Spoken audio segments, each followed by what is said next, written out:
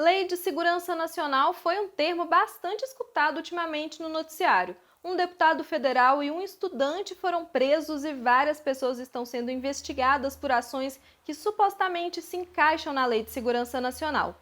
Mas, afinal, o que exatamente ela diz? Vem comigo que eu vou te explicar tintim por tintim tudo o que você precisa saber para entender melhor o que está acontecendo.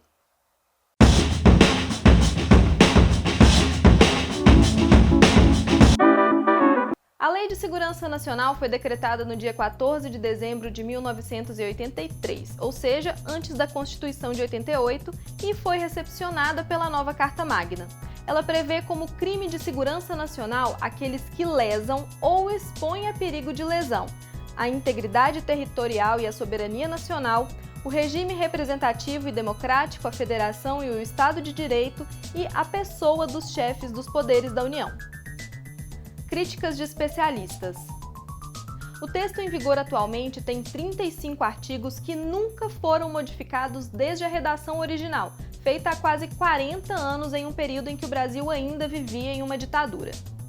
Esta é a principal crítica de especialistas a essa lei, que consideram que ela trata de uma preocupação de estados totalitários e policialescos, como define o advogado e professor de processo penal da UFMG, Leonardo Marinho. Para ele, a Lei de Segurança Nacional deveria ter sido rechaçada ainda na época em que se criou uma nova Constituição com base em valores democráticos. Subjetividade. Um dos pontos delicados da Lei de Segurança Nacional para Marinho é a subjetividade que ela permite na interpretação. Como assim? Ele explica que cada agente pode ter um entendimento sobre o que seriam de fato ameaças à segurança nacional ou apenas opiniões críticas ou mesmo ameaças a pessoas ocupando cargos no poder público. A Constituição prevê a figura do crime político, mas não há uma regulamentação dessa figura, não existe uma lei no Código Penal que especifique esses crimes e aponte quais se encaixam no conceito. E esse vácuo legislativo acaba levando os agentes a se apoiarem na Lei de Segurança Nacional para tipificar esses delitos. O grande problema é que a lei tipifica crimes que, conforme Marinho, fazem sentido para a época em que a lei foi decretada, para a ditadura. Nos dois casos recentes mais comentados sobre o tema, o do deputado federal Daniel Silveira e do influenciador Felipe Neto, o professor considera a aplicação equivocada. Para ele, os códigos penal e civil seriam suficientes para ações judiciais contra os dois, sem a necessidade de envolvimento de forças policiais ou mesmo de prisão.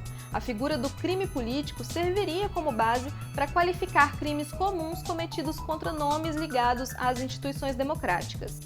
Liberdade de expressão. Outro ponto em que a subjetividade pode ser um problema é na liberdade de expressão, prevista na Constituição Federal e ameaçada por essa interpretação aberta da Lei de Segurança Nacional. Marinho explica que manifestações como as que foram feitas, chamando o presidente da República de genocida ou criticando a atuação do Supremo Tribunal Federal e ameaçando autoridades, por exemplo, são próprias da democracia e as instituições devem tratar delas como são, crimes comuns. No caso dos xingamentos, encaixando como calúnia e difamação ou crime contra a honra da pessoa do presidente, e no caso das ameaças do deputado, como de ameaça mesmo, considerando ainda a probabilidade de ela ser cumprida. Daniel Silveira, para o professor, deveria ser julgado na Câmara dos Deputados e cassado por quebra de decoro, mas não necessariamente preso.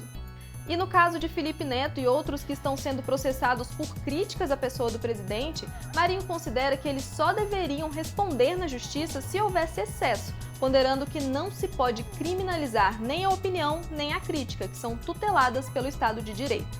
Mas e aí?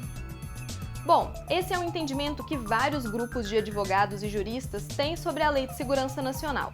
A Defensoria Pública da União, inclusive, enviou ao STF no dia 19 de março um pedido de habeas corpus coletivo para impedir que mais pessoas sejam presas e arquivar todos os inquéritos e processos judiciais que tramitam com base na Lei de Segurança Nacional. Por enquanto, os processos tramitam inclusive em sigilo, mas a manifestação contrária de especialistas em todo o país pode trazer novos rumos para o entendimento da lei e até mesmo mudar a ideia do STF de que ela se encaixa em uma Constituição democrática. Leonardo Marinho considera essencial a criação de uma lei que regulamente o conceito do crime político previsto na Constituição, mas sem respaldo no Código Penal.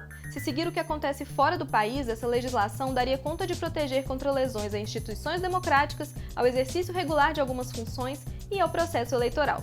E aí, entendeu?